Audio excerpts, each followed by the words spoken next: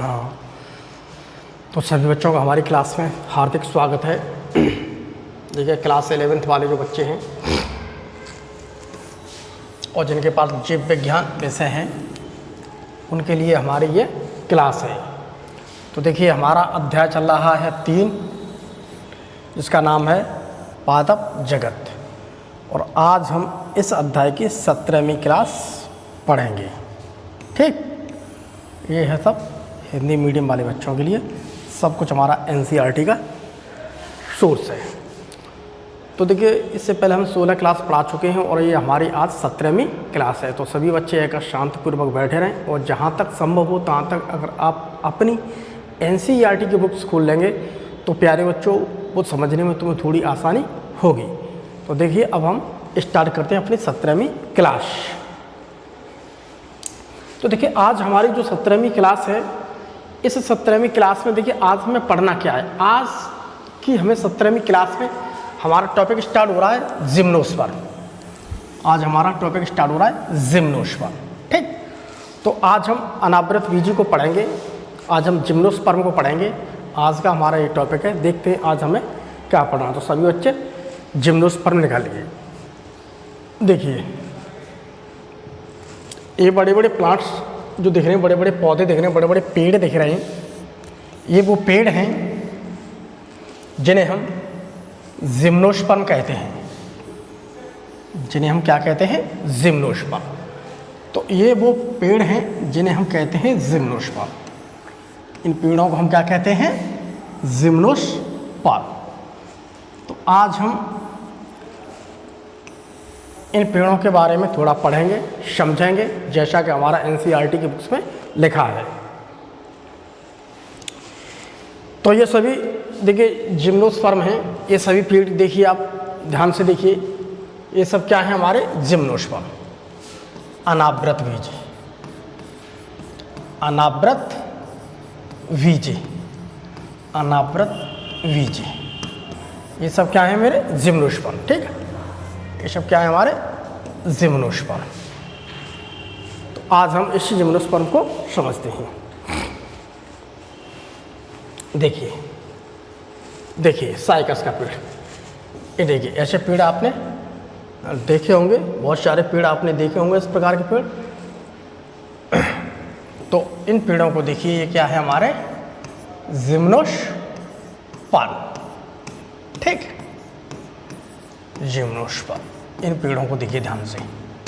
आज हम इन पेड़ों की ही बारे की बात करेंगे और इन पेड़ों के बारे में ही हम आज अपने इस टॉपिक में पढ़ेंगे। जितना हो सकता है आज की 17वीं क्लास में उतना कवर करेंगे, बाकी जो बच जाएगा उसे हम 18वीं क्लास में कवर करेंगे। तो देखिए इतना तो हम समझ गए कि पेड़ों की संरचना देख करके हम समझ गए कि काफ़ी बड़े हैं, काफ़ी डेवलप हैं, अच्छे खासे हैं और पृथ्वी पर खूब अच्छे खासे दिख रहे हैं, बहुत बड़े दिख रहे हैं हमें। तो और इनकी प्रकृति खूब अच्छी हमें पेड़ दिख रहे हैं, हम इन्हें पेड़ कह सकते हैं अच्छे खासे। तो देखिए हमारे पास देखिए एक शब्द लिखा है जिम्नोस्पर्म। तो अगर हम इस शब्द को देखते हैं जिम्नोस्पर्म को, ठीक, हमारे पास देखो शब्द लिखा है जिम्नोस्पर्म। ठीक, तो जिम्नोस्पर्म जो मेरा शब्द है, जिम्नोस्पर्म जो मेरा पूरा शब्द है, ये 2 शब्दों से मिलकर के बना है। एक तो है हमारा जिम्नो और दूसरा हमारा स्पर्म। तो देखिए जिम्नो का मतलब होता है नेक्ड। ठीक, नेकेड। ठीक है, जिम्नोस का मतलब है नेकेड। नेकेड को कहते हैं हम अनावृत, अनावृत। ठीक है, अभी हम समझ आते हैं। और स्पर्म का मतलब होता है सीड, यानी कि बीज। ठीक, ऐसे बीज जिसे हम नेकेड बीज, तो हम इसे कह सकते हैं नेकेड बीज। ठीक, अर्थात अनावृत बीज, ऐसे बीज। अब नेकेड बीज हम किसे कहेंगे, थोड़ा हम उसे समझते हैं। देखिए यहाँ पर देखिए जिम्नोस्पर्म या अनावृत बीजी पौधों की बात अगर हम करते हैं तो जिम्नोस्पर्म या अनावृत बीजी पौधों में पहली बात यहाँ पर इस ध्यान रखना हमें यहाँ पर कि यहाँ पर सीड तो बनते हैं। पहली बात यहाँ पर सीड तो बनते हैं, तो हमें यह कह सकते हैं जिम्नोस्पर्म क्या है? हमारा seed bearing plants, seed bearing plants. ठीक है, सीड बियरिंग प्लांट्स, अर्थात यहाँ पर सीड तो बनते हैं, अर्थात सीड बनते हैं। ठीक, सीड बेयरिंग प्लांट का मतलब होता है सीड बनती। देखिए सीड तो बनते परंतु वे सीड नग्न, नेकेड, ये देखो लिखा नग्न, नेकेड रूप से पादपों पर ही लगे रहते हैं, अर्थात इनके बीज किसी खोल में, जो मेरा बीज बनना है ये बीज, ये किसी भी खोल के अंदर, किसी भी खोल के अंदर नहीं है, नहीं किसी बाल के, ठीक, बाल भी नहीं पाई जाती, ठीक है, या कोई भी फल होता है तो फल में नहीं होते हैं, अर्थात ओवरी का पूर्णतः एब्सेंट होती है। तो ये बीज ऐसे हैं, जिम्नोस्पर्म के अंदर बीज तो बने, लेकिन बीज ऐसे बने न तो वे किसी खोल में बनने, जैसे मान लीजिए कि हम आम खाते हैं, आम, तो आम के अंदर हमने देखा तो हमारे अंदर जो बीज है वो बीज किसी खोल के अंदर बंद होगा। हम तरबूज खाते हैं तो तरबूज भी क्या है, उसके अंदर जो बीज होते हैं वो बीज भी उसके अंदर बंद है, फल के अंदर, ठीक है। हम खरबूज खाते हैं तो खरबूज के अंदर भी क्या बीज हमें बंद दिखे, सब आवृत बीजी में दिखते हैं, लेकिन अनावृत बीजी में ऐसा कुछ नहीं दिखता है। बीज किसी के से भी क्या है, न तो बीज दिखिए आप किसी भी कोट से, इसको न तो कोई कोट चढ़ा है, न कोई ओवरी, उसमें ओवरी बाल तो होती नहीं है, और न ही कोई यहाँ पर बाल है, तो ये किसी भी चीज़ से ढके हुए नहीं है, अर्थात ये क्या है, एकदम खुले हुए होते हैं। इतनी बात को थोड़ा हमें यहाँ पर ध्यान रखना है। अब देखो थोड़ा हम आगे बढ़ते हैं हल्का सा। तो पहले देखिए हम यहाँ पर पहुँच गए जिम्नोस्पर्म और एंजियोस्पर्म। तो हम देखो बात कर रहे हैं जिम्नोस्पर्म। जिम्नोस्पर्म का मतलब होता है अनावृत बीजी, अनावृत बीजी, ठीक है। हम बात कर रहे हैं अनावृत बीजी पौधों की, ठीक है, और एंजियोस्पर्म, ठीक है, आवृत बीजी पौधों की, आवृत बीजी पौधों की, ठीक है। हम जिम्नोस्पर्म और एंजियोस्पर्म दोनों को स्पर्मेटोफाइटा के अंतर्गत रखा गया। भैया ये स्पर्मेटोफाइटा ग्रुप है क्या, इस ग्रुप के अंदर रखा गया है। तो ये है मेरा स्पर्मेटोफाइटा ग्रुप, ठीक है। ये है मेरे पास क्या, स्पर्मेटोफाइटा ग्रुप। स्पर्मेटोफाइटा ग्रुप के अंतर्गत वे प्लांट्स रखे जाते हैं जिसके अंदर सीड बनते हैं, ठीक है। तो स्पर्मोर्डिक प्लांट्स का वह ग्रुप जिसके अंतर्गत पौधों की लाइफ साइकिल में कभी न कभी बीज आते हैं। तो ऐसे प्लांट्स जिनकी लाइफ साइकिल में, इनके जीवन चक्र में कभी न कभी पर, उनकी लाइफ की साइकिल में कभी न कभी पर बीज बनते हैं। कोई न कोई ऐसी स्टेज आ जाएगी जिस स्टेज में वो बीज बनते हैं। तो हम ये कह सकते हैं उन पौधों को हम क्या कहते हैं, बीजी पौधे। उन पौधों को क्या कहते हैं, बीजी पौधे। तो उन्हें ग्रुप को हम रखते हैं स्पर्मेटोफाइटा में। हम यहाँ पर टेरिडोफाइटा रख नहीं सकते क्योंकि टेरिडोफाइटा में कोई बीज नहीं बनता। ब्रायोफाइटा रखते नहीं क्योंकि ब्रायोफाइटा में कोई बीज नहीं पड़ता, ठीक। थैलोफाइटा को रखते नहीं क्योंकि थैलोफाइटा में कोई बीज नहीं बनता। तो हम यहाँ पर ये कह सकते हैं कि स्पर्मेटोफाइटा, स्पर्मा का मतलब होता है स्पर्मा। स्पर्मा का मतलब देखिए यहाँ पर लिखा हुआ स्पर्मा, ठीक। स्पर्मा का मतलब होता है सीड, ठीक है, और फाइटा का मतलब होता है प्लांट्स, ठीक। तो ऐसे प्लांट्स जिसमें बीज बनता है उन्हें कहते हैं सीड बेयरिंग प्लांट्स। तो स्पर्मेटोफाइटा के अंतर्गत कौन आ रहा है, सीड बेयरिंग प्लांट्स, बीज धारण करने वाले पौधे। तो यहाँ पर ये मतलब है। अब जो स्पर्मेटोफाइटा जो ग्रुप है उसे दो सब ग्रुप में बांटा।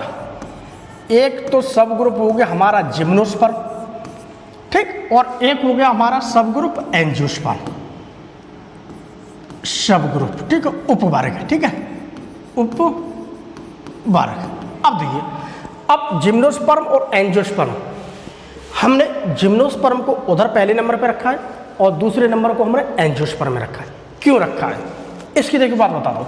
हमने जिम्नोस्पर्म को पहले नंबर पर इसलिए रखा है कि यहाँ भी हमें बीज मिल रहे हैं और यहाँ भी बीज मिल रहे हैं, दोनों जगह हमें बीज मिल रहे हैं। अगली बात, अगर मैं जिम्नोस्पर्म की बात करता हूँ और इन एंजियोस्पर्म प्लांट की बात करता हूँ, तो ये एंजियोस्पर्म प्लांट वो है जो बाद में आए और जिम्नोस्पर्म प्लांट वो है जो पहले आए। अगर मैं इवोल्यूशन की बात करता हूँ, अगर मैं इवोल्यूशन की बात करें तो पृथ्वी पर सबसे पहले कौन आए, मेरे शैवाल आए।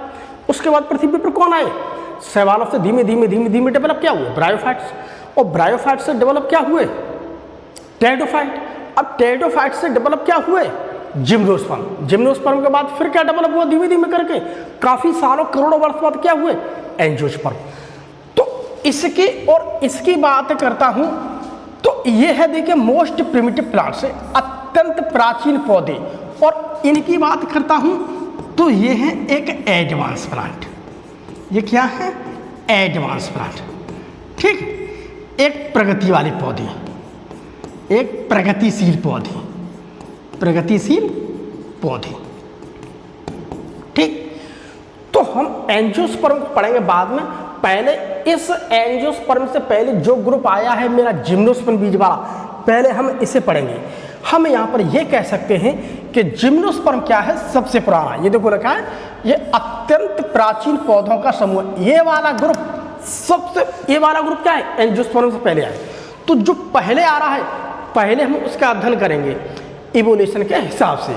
तो इवोल्यूशन में देखते हैं तो पहले ये आया है, बाद में ये आया। इसलिए प्यारे बच्चों हम पहले किसे पढ़ेंगे, जिम्नोस्पर्म को पढ़ेंगे।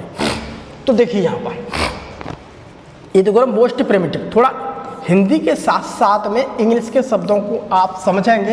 एंजियोस्पर्म आप हिंदी के शब्दों की एक बार समझने के बाद आप इंग्लिश के शब्दों को जहाँ तक संभव है तहाँ तक आप ज़्यादा से ज़्यादा इंग्लिश के शब्दों को लिखने की कोशिश करें। बायोलॉजी वाले स्टूडेंट के लिए सबसे ज़्यादा ज़रूरी होती है, जो हिंदी मीडियम वाले बच्चे हैं उन्हें ज़्यादा से ज़्यादा जो ऐसे शब्द हैं, इन शब्दों को आप इंग्लिश में लिखने की कोशिश करें हिंदी की अपेक्षा। हिंदी वाले लिखने की चीज़ है, उसे देखो ये चीज़ आप यहाँ पर हिंदी लिख सकते हैं। स्पर्मेटो शब्द है, इसे आप इंग्लिश में लिखने की कोशिश करें। एंजियोस्पर्म को आप इंग्लिश में लिखने के शब्द करें, जिम्नोस्पर्म को आप इंग्लिश में, इन शब्दों को आप इंग्लिश में लिखने की कोशिश करें। बाकी और जो चीज़ है उसे आप हिंदी में पढ़ें। इन शब्दों को आप इंग्लिश में समझें, क्योंकि जितना आप इंग्लिश में इन्हें लिखोगे उतना ही प्रैक्टिस में आएगा, आपकी बायोलॉजी उतनी ही ईजी होती जाएगी। देखिए, अतः जिम्नोस्पर्म को फर्स्ट स्पर्मेटोफाइट्स भी कहा जाता है। देखिए हमें यहाँ पर देखते हैं, तो ये मेरा स्पर्मेटोफाइटा है, तो स्पर्मेटोफाइटा के अंदर ना सबसे पहले मेरे जिम्नोस्पर्म आए, तो इसलिए हम इसे क्या कहते हैं, फर्स्ट स्पर्मेटोफाइट्स। तो हमें इसे फर्स्ट स्पर्मेटोफाइट्स भी कहते हैं, फर्स्ट स्पर्मेटोफाइट्स भी कहते हैं।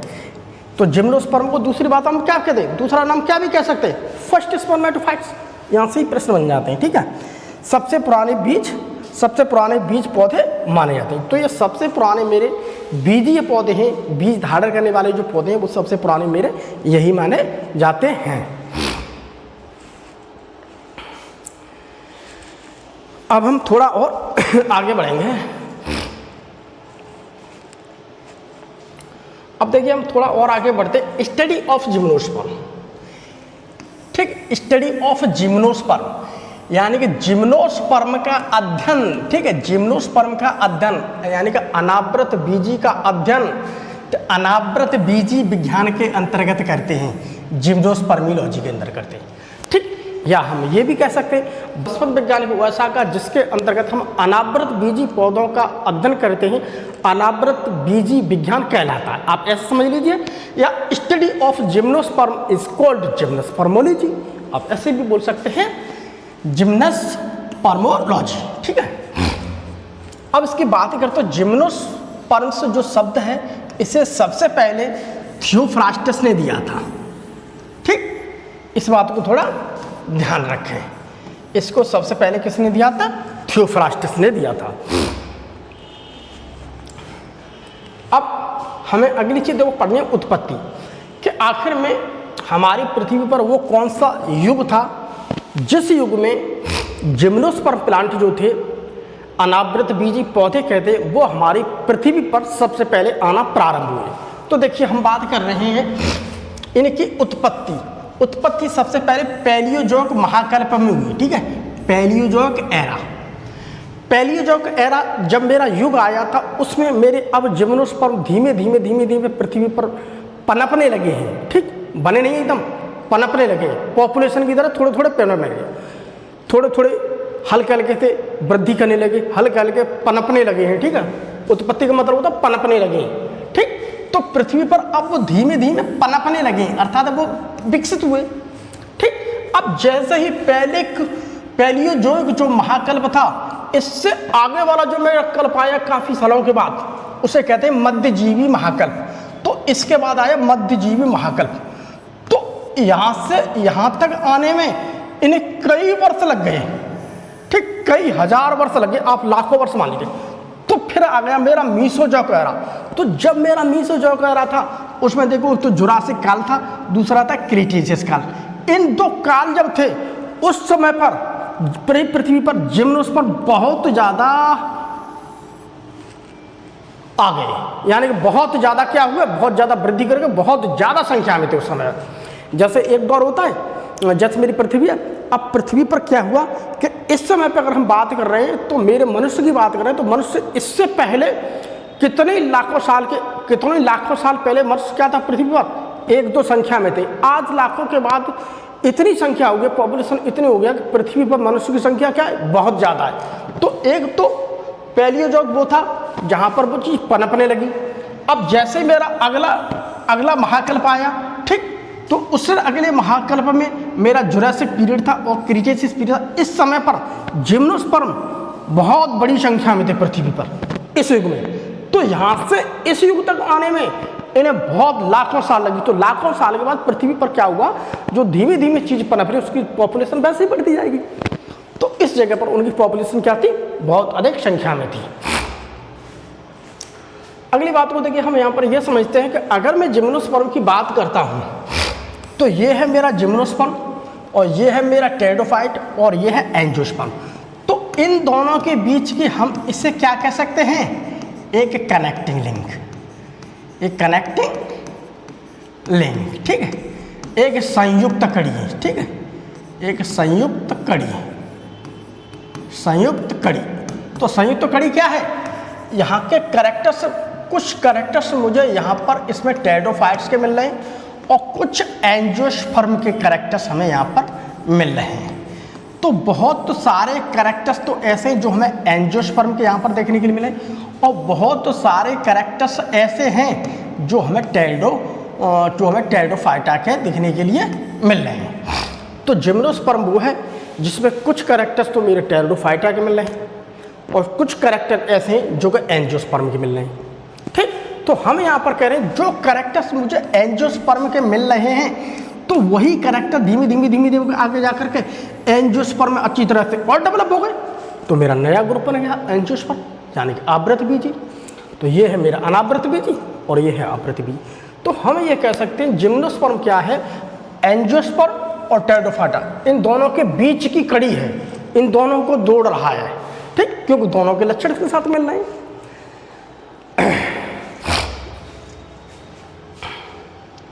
अब देखिए जिम्नोस्पर्म की अगर हम बात करते हैं तो देखिए जिम्नोस्पर्म का मुख्य पादप का यानी कि मेन प्लांट बॉडी स्पोरोफाइट है।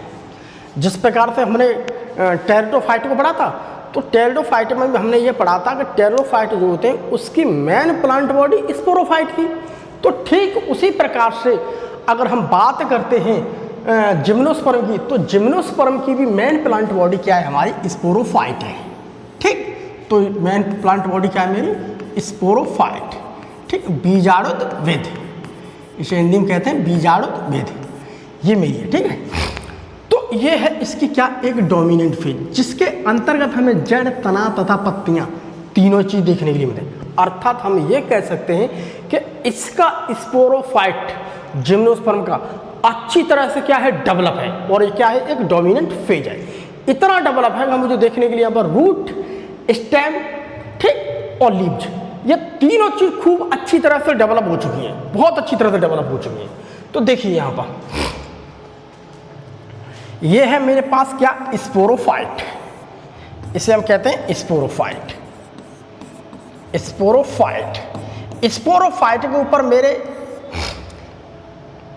कौन से लगते हैं, एक तो यहाँ पर फीमेल हो गया और दूसरा हो गया हमारे पास ये मेल, ठीक। तो यहाँ से हम ये बातचीत करते थे, यहाँ से जैसे जैसे मेरे पोलन ग्रेन्स गए और यहाँ पर पोलन ग्रेन्स गए और जो फीमेल कॉन्स की स्ट्रक्चर से है, ठीक है। तो यहाँ पर देखिए एक मुझे फर्टाइल एग मिल रहा है। अब ये दोनों आपस में क्रिया करेंगे, ठीक, यानी कि फर्टिलाइजेशन होगा, ठीक, फर्टिलाइजेशन यानी पॉलिनेशन, ठीक है। तो मेरा सीड बनेगा। अब सीड के बाद क्या, मेरा एम्ब्रियो बन जाएगा। एम्ब्रियो से क्या बनेगा, मेरा सीडलिंग, एक छोटा सा नवोदित बन जाएंगे, छोटा सा प्लांट बन जाएगा, बहुत छोटा। अब ये प्लांट धीमे धीमे और ग्रो करेगा, ठीक, और ग्रो करेगा तो ये क्या बना देगा, एक स्पोरोफाइट। तो ये स्पोरोफाइट वो है जहाँ पर देखने के लिए हमें अच्छी तरह से लीव्स मिल रही है और इसका जो तना है तो हमें यहाँ पर कह सकते हैं, हमें यहाँ पर देखने के लिए तना मिल रहा है और इसकी जो बात करता हूँ नीचे हमें देखने के लिए यहाँ पर क्या मिल रही है, रूट, ठीक है। तो यहाँ पर हमें क्या मिला, तना। तो यहाँ पर मैं क्या कह सकता हूँ कि जिम्नोस्पर्म का जो मेन प्लांट बॉडी है वो क्या है, स्पोरोफाइट। स्पोरोफाइट वो है जहाँ पर मुझे देखने के जड़, तना, पत्तियाँ तीनों चीज़ अच्छी तरह से हमें देखने के लिए मिल रही हैं। अगर हम ज़्यादातर इसके हैबिटेट की बात करते हैं कि आखिर में इनकी कंडीशन कैसी होती है, ये कहाँ पर पाए जाते हैं। अगर हम हैबिटेट की बात करें तो देखिए अधिकांशतः प्लांट्स सदाबहार हरे होते हैं, एवरग्रीन हरे। एवरग्रीन हरे का मतलब होता है कि ज़्यादातर हम इन प्लांट्सों को देखते हैं तो ज़्यादातर कोई भी मौसम हो, उस मौसम में सालों भर साल हम ये कह सकते हैं हमें ये हरे भरे ही दिखाई देते हैं। तो ये हम इसे हरे भरे ही देख सकते हैं। ठीक, हम पूरी साल 12 महीने देखते हैं तो हमें ज़्यादातर ये हरे भरे ही दिखाई दे, इसलिए कहते हैं सदाबहार हरे, एवरग्रीन हरे। ठीक है, जो अधिकांशतः मरुदभिद अनुकूलन यानी कि जीरोफाइटिक अडेप्टेशन में अधिक दर्शाते हैं। तो ये हमें इस प्रकार के जिम्नोस्पर्म के प्लांट्स दिखते हैं कि अगर कहीं पर भी पानी की बहुत कमी है, अगर वो मरुदभिद क्षेत्र है, अगर डेजर्ट वाला भी क्षेत्र है, तो वहाँ पर हम कंडीशन देखते हैं तो ये हमें वहाँ पर अधिक तरीक़ा से इसमें बहुत सारी चीज़ अनुकूलन की क्षमताएं होती हैं कि इन्हें आप डेजर्ट में यानी कि मरुस्थल वाली जगह जहाँ पानी कम है आप इसे वहाँ भी कर दीजिए तो वहाँ पर भी हमें हरे भरे ही दिखाई देते हैं, क्योंकि इनके अंदर बॉडी के अंदर बहुत सारी जो अनुकूलन वाली क्षमताएं होती हैं, जो मरुदभिद में जीने के लिए होती हैं, ये वो सारी कंडीशंस इनके शरीर के अंदर मिलती है। अर्थात हम ये कह सकते हैं जहाँ पानी की कमी है तो ये हमें वहाँ भी वृद्धि करते हुए दिख जाएंगे। ठीक, ये वहाँ भी वृद्धि करते हुए दिख जाएंगे, वृद्धि करते हुए हमें ये दिख जाएंगे। ठीक, क्योंकि जीरोफाइटिक नेचर है, ये तो लिखा है मरुदभिद यानी कि जीरोफाइटिक एडेप्टेशन, जीरोफाइटिक नेचर है, ये हमें खूब आसानी से वहाँ मिल जाएंगे, रेतीबेत वाली जगह में आसानी से हमें मिल जाएंगे। बहुत पुराना है, इसलिए जब साइंटिस्टों ने इसके बारे में अध्ययन किया तो साइंटिस्टों ने इसके पुराने रिकॉर्ड दिखे। रिकॉर्ड देखने के बाद तो इसकी जो बहुत पुरानी जो कुछ जातियां हैं वो विलुप्त हो चुकी हैं। इसकी बहुत सारी जातियां क्या हैं, अब पृथ्वी पर नहीं है। जैसे हम बात करते हैं साइकेडोफिलिकेल्स की, अगर साइकेडोफिलिकेल्स ये एक ऑर्डर है, ठीक है, विलुप्त है। ठीक, बेनिटाइल्स ये भी विलुप्त है। ठीक है, कार्डेटिल्स, ठीक है, कार्डेटल्स ये भी विलुप्त है। ठीक है, पेंटोजाइलेंस ये भी विलुप्त। ये वो जातियां हैं जो पृथ्वी पर पहले कभी थी। विलुप्त का मतलब अब गायब हो गई हैं, केवल अब ये गायब हो गई। पहले कभी पृथ्वी पर थी ये उस समय पर। वैज्ञानिक जो जीवाश्म वाले वैज्ञानिक फॉसिल्स वाले साइंटिस्ट हैं उन्होंने चट्टानों को देखा, चट्टानों में इसके बहुत सारे ऐसे प्रिंट मिले, छपे मिले, इसके बहुत सारे अवशेष मिले, इनकी लकड़ी वगैरह भी मिली, बहुत सारे ऐसे प्रिंट मिले जिससे इन्होंने अध्ययन किया ये हमारी पृथ्वी पर पहले कभी थे, बट अब इनकी जातियां हमें देखने के लिए नहीं मिलेंगी। अब कुछ ऐसे हैं जीवित जीवाश्म। जीवित जीवाश्म का मतलब होता है कि इसकी जातियां ज़्यादातर अब विलुप्त के कगार पर हैं, थोड़ी बहुत ही बची हैं। मतलब ये तो विलुप्त हो चुके हैं, लेकिन ये वाले नीचे कुछ इस प्रकार की ऑर्डर्स बने हुए हमारे, ये अब इस समय पर इनकी जातियां भी धीमे धीमे करके विलुप्त हो रही हैं। मतलब थोड़ी बहुत बची हैं, थोड़ी बहुत बची हैं, बाकी सारी विलुप्त हो रही, तो उसे हम कहते हैं जीवित जीवाश्म। जैसे साइकेडेल्स ये भी विलुप्त के कगार में चल रहा है। ठीक है, कॉनिफेरल्स ये भी विलुप्त के कगार में चल रहा है। उसके बाद गिंगोगेल्स, ठीक है, उसके बाद गिंगोएल्स, ठीक है, ये भी हमारा विलुप्त मिला। उसके बाद देखिए नीटेल्स गढ़ की बात करें तो इसके लिए भी इसके अंतर्गत भी आने वाले सदस्य हैं। इन ग्रुपों के अंतर्गत जो आने वाले इनके सदस्य हैं, ठीक है, इन ग्रुपों के अंतर्गत आने वाले जो सदस्य हैं, अब वो कुछ ही शेष बचे हैं। धीमे धीमे करके वो भी अब विलुप्त की कगार में, अर्थात धीमे धीमे करके वो भी एक समय आएगा कि वो भी विलुप्त हो जाएंगे। तो ये भी हमारे विलुप्त की कगार पर चल रहे हैं। अब देखिए आगे, अब देखिए जिम्नोस्पर्म ऐसे प्लांट्स हैं, ये देखिए एनसीईआरटी लाइन, जिम्नोस्पर्म ऐसे प्लांट्स हैं जिनमें बीजांड, ठीक, यानी कि ओवरी, अंडाशय भित्ति, ओवरी बाल से ढके हुए नहीं होते। देखिए ये है मेरे पास बीजांड, ठीक। अब हम इसकी बात करते हैं, तो ये है हमारे पास क्या, बीजांड, ठीक है। ये पूरा पूरा हमारा बना हुआ एक बीजांड, ठीक है, बीजांड, ठीक है, ओव्यूल, बीजांड, ठीक है। हम बात करें बीजांड, तो जिसमें ओवरी बाल से ढके हुए नहीं होते। और ये है हमारे पास जिम्नोस्पर्म का, ये है हमारे पास जिम्नोस्पर्म का, और ये हमारे पास एंजियोस्पर्म का। तो यहाँ पर अगर मैं बीजांड की बात करता हूँ तो ये बीजांड को देखिए, ये है ओवरी बाल, ये दिख रही है आपको लाल लाल, दिख रही है आपको ये लाल लाल, ये है ओवरी बाल, ठीक है, ओवरी बाल, ठीक। ओवरी बाल को कहते हैं अंडाशय भित्ति, अंडाशय भित्ति, अंडाशय भित्ति, ओवरी बाल। तो यदि ओवरी, अगर मैं एंजियोस्पर्म की तरफ जाता हूँ, आवृत बीज की तरफ जाता हूँ, तो ये बीजांड जो है क्या, ओवरी बाल से ढका हुआ है, ठीक, ओवरी बाल के अंदर है। लेकिन यहाँ पर हमें किसी भी प्रकार की ओवरी बाल नहीं मिल रही है, तो यहाँ पर क्या है, नो ओवरी बाल, नो ओवरी बाल। ये तो देखो ना, ऐसे जिसमें बीजांड ओवरी बाल से ढके हुए नहीं होते और निषेचन से पूर्व या बाद में भी नेकड़ी रहते, चाहे फर्टिलाइजेशन पहले हो चाहे फर्टिलाइजेशन के बाद, वो रहेगा बिल्कुल ऐसा ही। यही एनसीईआरटी का है, निषेचन से पहले या निषेचन के बाद वो ऐसा ही रहता है। लेकिन एंजियोस्पर्म में वो ढके हुए मिलते हैं, किसी किसी बाल के अंतर्गत है, उसके अलावा फ्रूट्स के अंदर हो सकते हैं, बट यहाँ पर जिम्नोस्पर्म में ऐसा नहीं है। इसके ओविल को अगर हम देखते हैं, यहाँ पर देखते हैं, तो ये क्या है, किसी से भी ढका हुआ नहीं है, इसी कहते हैं नेकेड।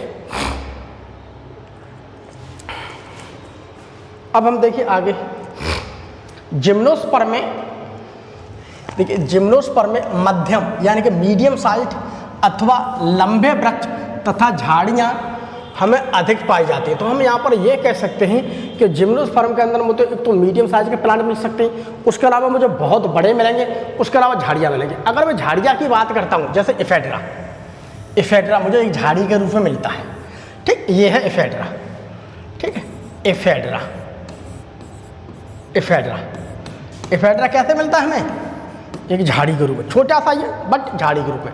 अब जैमिया और बेलविसेजिया में छोटे मिलते हैं, ठीक। तो इफेड्रा हमें ऐसा मिलता है जो एक झाड़ी के रूप में, जो क्या है, जिम्नोस्पर्म है। वहीं पर ये देखिए दोनों स्मॉल प्लांट्स, तो स्मॉल प्लांट्स में मुझे यहाँ पर एक तो स्पीसीज मिल रही है देखने के लिए।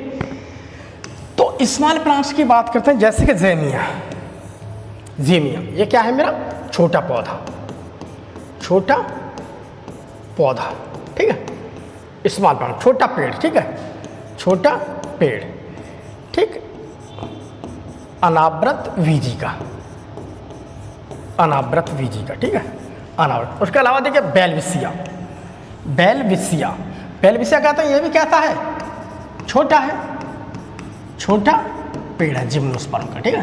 ये देखो रेतीली जगह में उड़ रहा है, ठीक है, क्योंकि जीरो फाइटिक नेचर है, ठीक। मरुद वाली अनुकूलन की ज़्यादातर कैपेसिटी हमें यहाँ पर मिल जाती है, ठीक है।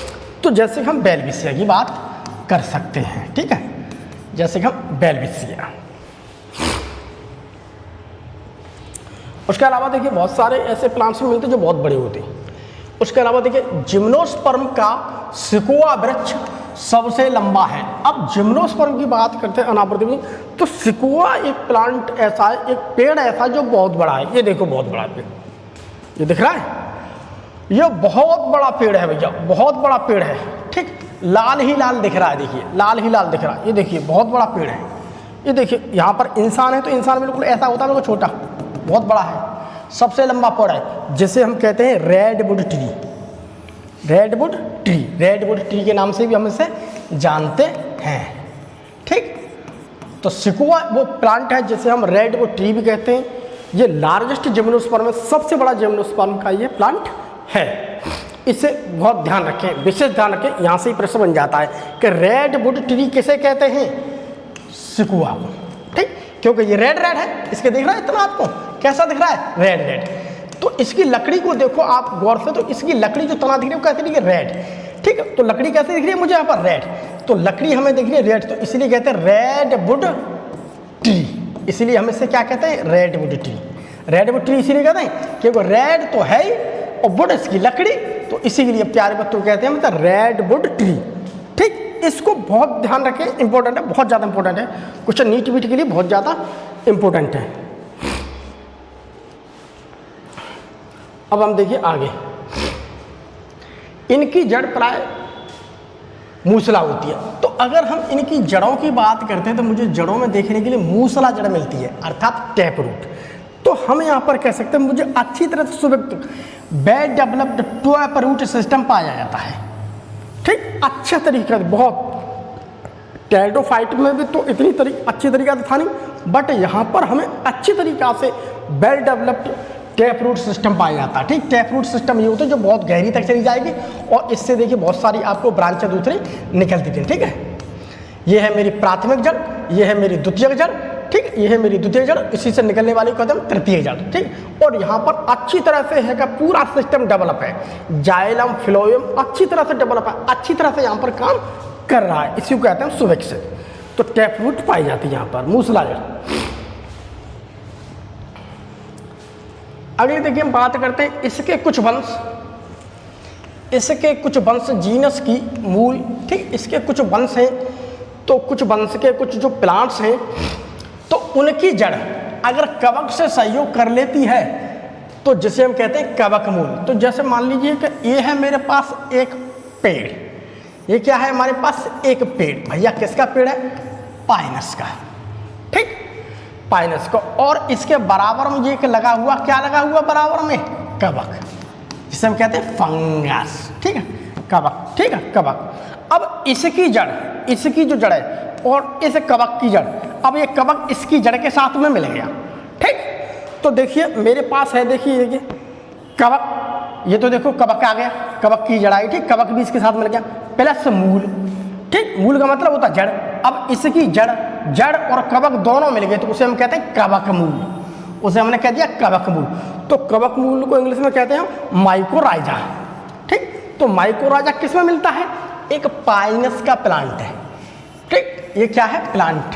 ठीक, ये क्या है? Gymnosperm plant, gymnosperm plant. ठीक है, जिम्नोस्पर्म्स। तो जिम्नोस्पर्म का प्लांट है जिसका नाम है पाइनस, और पाइनस की जो जड़ होती है उसकी जड़ के साथ में रहने लगा आखिर के क्या?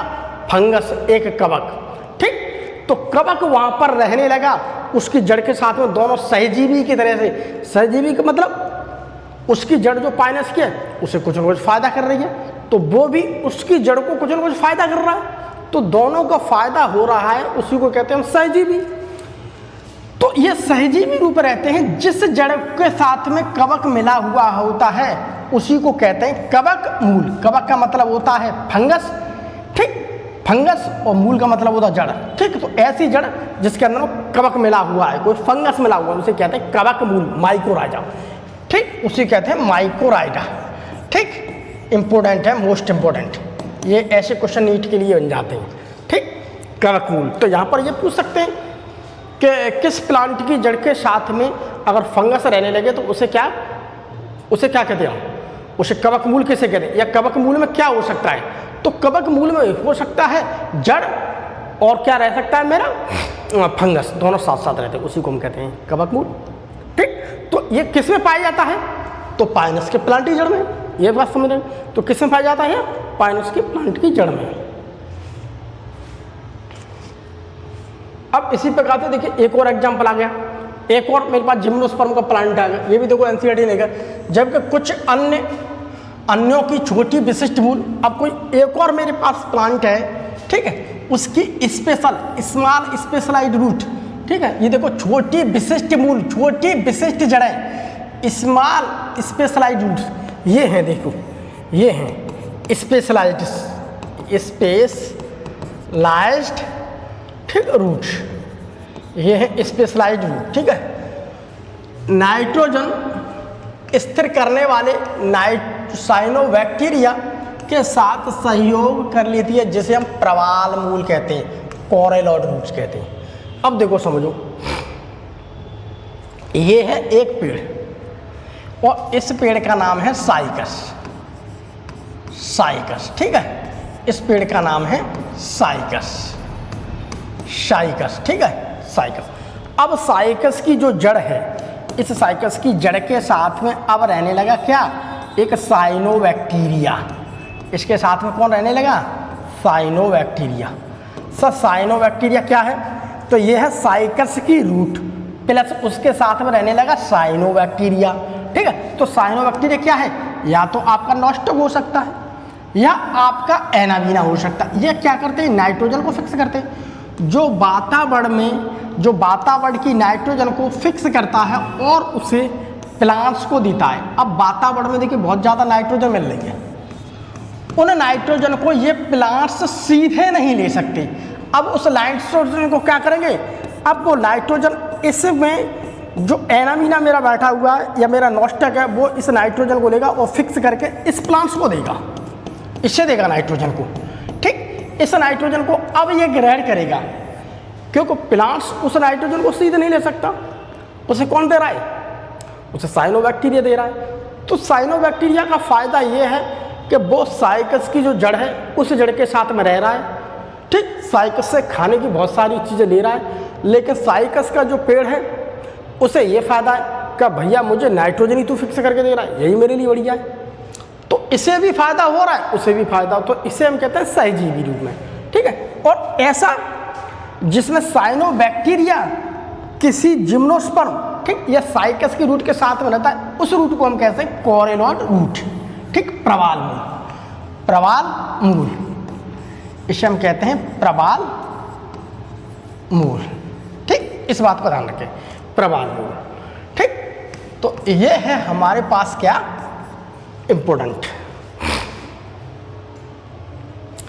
तो इस प्रकार के इसका ध्यान रखें, ये साइकस का पेड़ है, साइकस के प्लांट्स की रूट की बात कर रहे हैं हम आगे। उसके अलावा देखिए इसके तने, उसके देखिए इसके तने अशाखीय तथा शाखीय होते हैं। देखिए ये बात एनसीईआरटी ने कही है। अगर तने की बात करते हैं, देखिए तने हमें देखो शाखित भी मिलते हैं जिम्नोस्पर्म में और हमें अशाखित भी मिलते हैं। तो शाखित की अगर हम बात करते हैं तो शाखित देखिए मुझे पाइनस में देखने के लिए मिल जाएगा और मुझे सैडस यानी कि देवदार में देखने के लिए मिल जाएगा। उसके अशाखित हमें साइकस में मिल जाएगा। ठीक, उसके अलावा ये देखिए एनसीईआरटी ने नहीं लिखा है ये। ठीक, ये आउट ऑफ एनसीईआरटी है। ठीक, आउट ऑफ एनसीईआरटी। ठीक, ये नहीं लिखा, बट शाखित अशाखित के अलावा बहुत सारे मिल जाते हैं, जैसे कि लियाइना, ये लताएं, लताएं होती हैं जैसे बेल की तरह लटकते रहते हैं, लताएं, लताओं के रूप में मिल जाते हैं। ठीक है, जैसे कि नीचमला। उसके अलावा ट्यूबरस रूट, कंदिल तना मिल जाते हैं, जैसे कि जैमिया। ठीक, जैसे जैमिया। उसके बाद अंडरग्राउंड स्टेम मिल जाएगी मुझे, इसका स्टेम मिलेगा कैसा, अंडरग्राउंड भूमिगत, जैसे कि बेलविसिया। अभी मैंने बेलविसिया दिखाया तुम्हें, तो बेलविसिया के अंदर जो उसका तना होता है वो तना का बहुत सारा हिस्सा अंडरग्राउंड हो जाता है, ज़मीन के नीचे चला जाता है। और उसके अलावा जो जैमिया है, जैमिया में कंदिल तना मिलता है। ठीक, ट्यूबरस मिलता है, अभी तुम्हें मैंने जैमिया दिखाया। तो इस प्रकार से हम यहाँ पर ये कह सकते हैं कि हमें जैसे जैसे जैसे कंदिल एक भूमिगत, तो देखिए आप ये देख लीजिए, जी है, ये है जैमिया। जैमिया की देखते हैं तो मुझे यहाँ पर कंदिल देखने के लिए इसका तना मिल जाता है। और बेलविसिया की बात करें तो इसके देखिए तना की मुझे यहाँ पर कहीं पर तना सा दिख रहा है नहीं, बट इसका तना भूमिगत है, भूमिगत है। ठीक, तो इसका तना कहाँ पर है, भूमिगत, भूमिगत तना। ठीक है, इसमें मिल रहा है मुझे कैसा, भूमिगत तना, अंडरग्राउंड, अंडरग्राउंड, अंडरग्राउंड किसमें मिल रहा है, बेलविसिया में, बेलविसिया में। ठीक है, और इसमें मिल रहा है मुझे कंदिल। ठीक, कंदिल की तरह। तो हम यहाँ पर ये कह सकते हैं कि हमें शाखित अशाखित के अलावा हमें और भी प्रकार के तने मिलते हैं, बट हमारी एनसीईआरटी ने शाखित और अशाखित के बारे में ही केवल बताया है। ठीक, तो हम थोड़ा यही एनसीईआरटी ने केवल हमें शाखित अशाखित के बारे में, केवल नई वाली जो एनसीईआरटी है उसमें केवल शाखित अशाखित के बारे में लिखा है, तो थोड़ा मैं आपको इसे समझा देता हूँ। तो देखिए शाखित मुझे देखने के लिए पाइनस में मिल रहा है और सैड्रस में मिल रहा है, और अशाखित मुझे देखने के लिए मिल रहा है साइकस में। अशाखित मतलब अनब्रांच्ड। देखिए ये देखिए पाइनस, अगर मैं पाइनस की बात करता हूँ तो ये पाइनस का है एनसीईआरटी में। देखिए पाइनस में देखिए, ये देखिए उसका तना है, ये देखिए शाखा निकल रही, ये देखिए तना है, ये देखिए शाखा निकल, ये देखो शाखा निकल रही, ये देखो शाखा निकली, ये देखो शाखा निकल रही। ठीक, यहाँ देखिए शाखा निकल गई। तो यहाँ पर तना कैसा हो गया है, तना कैसा हो गया है, शाखित। शाखित मतलब ब्रांच्ड, जैसे पाइनस, ठीक, सेड्रस। इसके अब देखिए तना, इस तरह देखिए, ये देखो शाखा निकल गई है, ये देखो शाखा निकल गई है, ये देखो शाखा निकल, ये देखो शाखा निकल गई है, ये देखो शाखा निकल, ये देखो शाखा निकली, ये देखो शाखा निकली, ये देखो शाखा निकली, ये देखो शाखा निकली, ये देखो शाखा, ये शाखा निकली। बहुत बड़ा पेड़ है, ठीक है, बट शाखा निकलती जा रही है, शाखा निकलती जा रही है प्यारे बच्चों, बहुत सारी शाखा निकलती है। तो यहाँ पर देखो सेड्रस के बारे में बताएं तो इसका तना भी हमें शाखित मिल रहा है प्यारे बच्चों, और पाइनस का तना देख रहे हैं तो प्यारे बच्चों हमें वो भी शाखित मिल रहा है देखने के लिए। तो ये चीज़ हमें देखिए शाखित मिल रही है, तो हम इसे कहते हैं ब्रांच्ड स्टेम, ठीक, शाखित तने, ठीक, बहुत इजी है, आराम से समझ सकते हो। अब अशाखित देखने के लिए मुझे साइकस में मिल रहे हैं, तो ये है मेरे पास साइकस, ठीक है, साइकस में अशाखित अनब्रांच्ड। ये देखो एक ही तना है, इसमें किसी प्रकार की कोई ब्रांचिंग नहीं है, केवल ये तना है, ऊपर यहाँ पर लीव्स लगी हुई हैं एक ग्रुप्स में, ठीक। तो ये तना कैसा है, अनब्रांच्ड। तो हमें यहाँ पर तना कैसा दिख रहा है प्यारे बच्चों, अनब्रांच्ड, ठीक, अनब्रांच्ड, अशाखित तना। ये देखो लोग अशाखित तने, अशाखित तने। तो अशाखित तने मुझे किस में मिलते हैं, साइकस में। यहीं से प्रश्न पूछ लेगा, ऑप्शन दे देगा जिम्नोस्पर्म के, आपको साइकस लिख देगा। तो आपको यहाँ पर इस प्रकार से आंसर के समझना है, समझ के आप चित्र को आसानी से देख सकते हो। चित्र में आप देख रहे हो यहाँ पर किसी भी प्रकार की कोई तने के अंदर में कोई ब्रांचिंग नहीं हुई है, कोई शाखा नहीं निकली है, तो उसे हम कहते हैं अशाखित। यहाँ पर किसी प्रकार की हमें दिख रही नहीं है।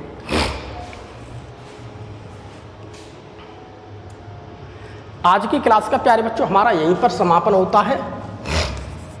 अगली क्लास में हम इससे आगे एनसीईआरटी को समझेंगे, धीमे धीमे स्टेप से समझेंगे, और जहाँ तक संभव है तहाँ तक पूरी को हम समझने की अच्छी तरह से कोशिश करेंगे। तब तक के लिए बाय बाय।